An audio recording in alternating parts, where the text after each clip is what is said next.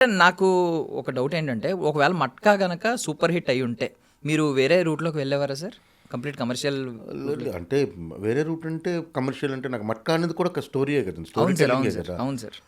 Story telling అంటే story నుండి అయితే బయటకు డివేట్ అవ్వలేదు కదా. అంటే ఒకవేళ ఈవెన్ మీరు స్టార్స్‌ని ఎయిమ్ చేసినా కూడా స్టోరీ మాత్రం రూటెడ్‌గానే ఉంటదనేది. అంత అదే చేయాలంటే నేను మాత్రమే చేయగలనని నేను కొద్దిగా అది బాగా నమ్ముతున్నాను. హ్మ్. సో కమర్షియల్ సినిమాలు లేకపోతే మా గ్రాండ్ విజువల్స్, తర్వాత మేకింగ్, తర్వాత బడ్జెట్స్, హ్మ్. వీటన్నిటితో చేయడానికి చాలామంది డైరెక్టర్లు ఉన్నారు మనకి, హ్మ్. అద్భుతమైన హ్మ్. డైరెక్టర్లు ఉన్నారు మన తెలుగులో ఉన్న. హ్మ్. సో ఈ జోనర్ లేకపోతే అంటే రా అండ్ రియలిస్టిక్ మూవీ మేకింగ్లో అంటే చాలా తక్కువ మంది ఉన్నారు. అందులో నేను కొంచెం నా ప్రీవియస్ వర్క్స్ బాగానే చేశానని నేను నమ్ముతున్నాను. హ్మ్. సో ఆ, మనకి ఏదైతే బాగా వస్తుందో అది చేద్దాం అన్నది ఒక హ్మ్.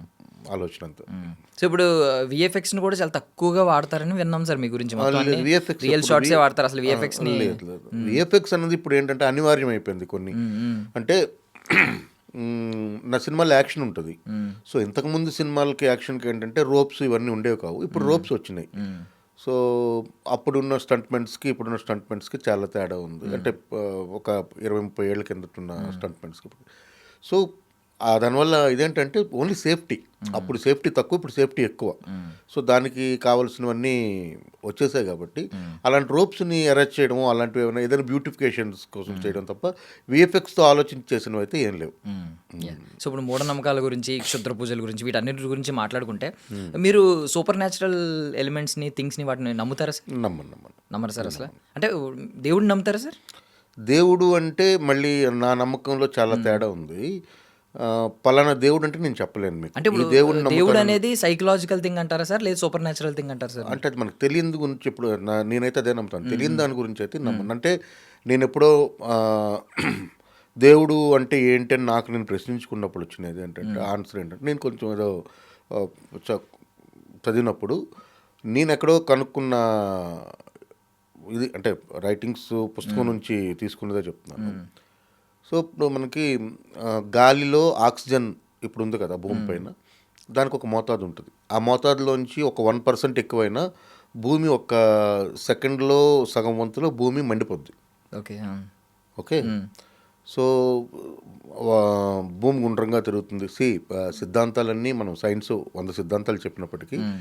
ఈ అమెరికా అంతా కూడా ఒకటి జరుగుతుంది కదా. హ్మ్. సో ఇది కాకుండా మనకేంటి, మనకి మిల్కీవే గ్యాలక్సీ వరకు మనం అనుకుంటున్నాం. బట్ మిల్కీవే గ్యాలక్సీ అన్న దాంట్లో మనం ఒక హ్మ్. చిన్న పార్ట్, హ్మ్. ఇసుక రేణువు అంతా. హ్మ్. సో మిల్కీవే గ్యాలక్సీని మనం ఇంకా ఎక్స్ప్లోర్ చేయలేదు. హ్మ్. ఇన్ఫ్యాక్ట్ అంటే సూర్యుడి వరకు కూడా మనకేం తెలియదు. అంటే హ్మ్. మనం కొంత ఇప్పుడు. సో ఇలా ఉన్నప్పుడు దానికి అవతలున్న కొన్ని వేల పాలపుంతలు, కొన్ని లక్షల హ్మ్. నక్షత్రాలు, విశ్వం, శూన్యం, హ్మ్. ఇదంతా ఉన్నప్పుడు మనకు తెలియదు కాబట్టి ఇదంతా కూడా ఒక ఆర్గనైజ్డ్గా ఒక నడుస్తుంది కదా. పొద్దున్న లేస్తే భూమి తిరగడం కానీ, లేకపోతే సముద్రం అలా ఉండడం కానీ, మనకు గాలి రావడం కానీ, హ్మ్. తర్వాత ఒక చిన్న మైక్రో ఇది అంటే ఒక స్పామ్ వెళ్ళి హ్మ్. అదొక మనిషిగా రూపాంతరం చెంది బయటికి రావడం. ఇదంతా కూడాను ఒక మెకానిజం ఉంది చూడండి. హ్మ్. ఈ మెకానిజం అంతా కూడా ఎలా జరుగుతుంది అంటే దీని అన్నిటికీ ఏదో ఒక శక్తి ఉంది, ఒక పవర్ ఉంది హ్మ్. అని అనుకొని అది సింపుల్గా ఎక్కువ కాంప్లికేషన్ లేకుండా నేచర్ అనుకోవాలి, మదర్ హ్మ్. నేచర్. హ్మ్. ఎందుకంటే మదర్ నేచర్ ఒక్కదాన్ని మనం కంట్రోల్ చేయలేము. దానికి కట్టుబడే మనం బతకాలి. హ్మ్. దానికి ఎప్పుడైతే మనం మదర్ నేచర్ని వదిలేసి మనం సొంతంగా చేసుకుంటాం, అందుకే ఇవన్నీ కూడాను. హ్మ్.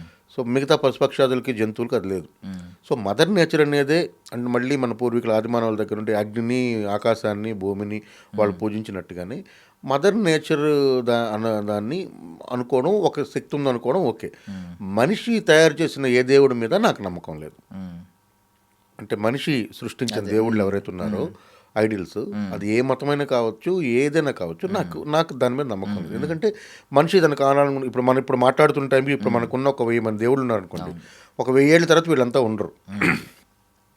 ఎందుకంటే మీకు 100 ఏళ్ల కింద ఉన్న దేవుళ్ళు ఇప్పుడు లేరు. హ్మ్. ఓకే. అవును. మీకు బెస్ట్ ఎగ్జాంపుల్ సంతోష్ మాత అని ఒక హ్మ్. హ్మ్. దేవత వచ్చింది మధ్యలో, హ్మ్. మీకు హ్మ్. తెలిసి ఉండదు. హ్మ్. హ్మ్. తెలీదు ఎప్పుడు సార్. వినలేదు కదా. తెలీదు సార్. బట్ సంతోష్ మాత మీద ఒక సినిమా ఉంది, మీరు హ్మ్. జస్ట్ హ్మ్. యూట్యూబ్లో కొట్టి హ్మ్. చూడండి. చిన్నప్పుడు అంటే నా చిన్నప్పుడు 'సంతోషి మాత ఆయిల్ ఫ్యాక్టరీ' ఇలా పెట్టి 'సంతోషి మాత' అని ఉండేవారని ఉండేది. చెప్పారు తప్ప సంతోష్ నాకెక్కడ. మాత అని ఒక దేవతని హ్మ్. హ్మ్. సృష్టించి హ్మ్. దీంతో విపరీతమైన ఒక 10 ఇయర్స్ హ్మ్. ఇది నడిచింది, మేనియా నడిచింది. హ్మ్. సో తర్వాత సంతోష్ మాతన్న అమ్మే సినిమాలు వచ్చాయి, అన్నీ వచ్చాయి. ఇప్పుడు సంతోష్ మాతన్న దేవతే లేదు. అలా మనిషి తన కన్వీనియంట్కి, తర్వాత మార్కెట్ దీనికి ఇదంతా పెద్ద వేరే సబ్జెక్ట్. వీటన్నిటికీ సృష్టించుకున్న దేవుళ్ళని నేను నమ్మను.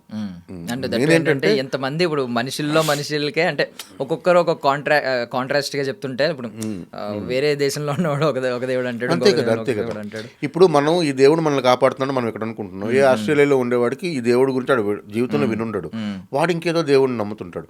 ఎండ్ ఆఫ్ ద డే ఇదంతటిని నడిపిస్తున్నది అన్నది ఒక శక్తి అయితే ఏది ఉంటుందో అది ప్రకృతి.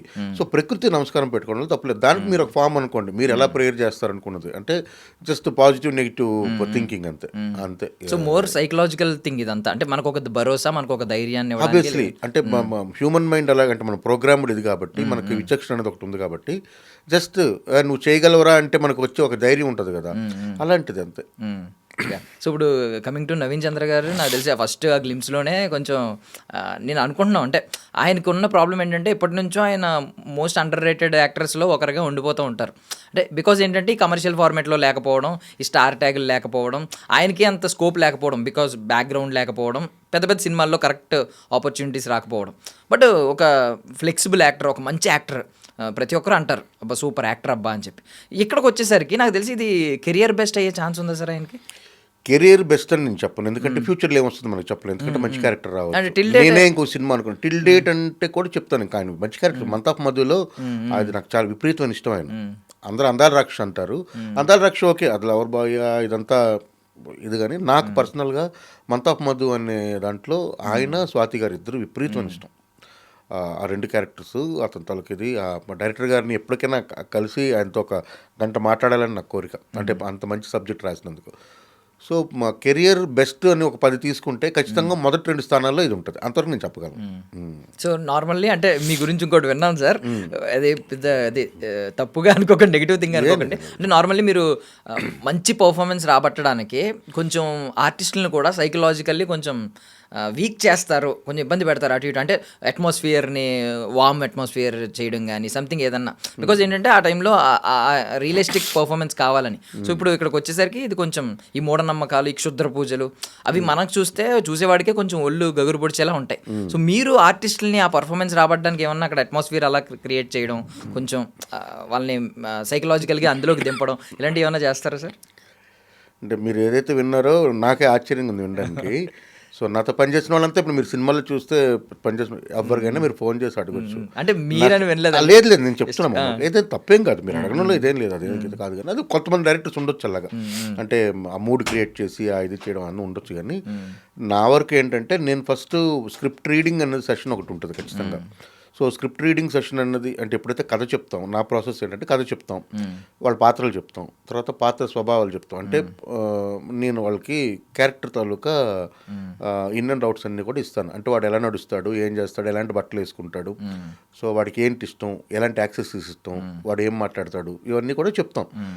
సో ఒక ఆర్టిస్ట్గా అవన్నీ వాళ్ళు తీసుకున్నారు తీసుకోలేదు అనేది వాళ్ళ ఇది పక్కన పెడితే నేనైతే చెప్తాను. తర్వాత స్క్రిప్ట్ రీడింగ్ ఉంటుంది, రీడింగ్ సెషన్ ఉంటుంది. అంటే అవైలబిలిటీలో ఉన్న ఆర్టిస్టులు అందరినీ పెట్టి కూర్చోబెట్టి మొత్తం ఇదంతా కూడా చదివి వినిపిస్తాను.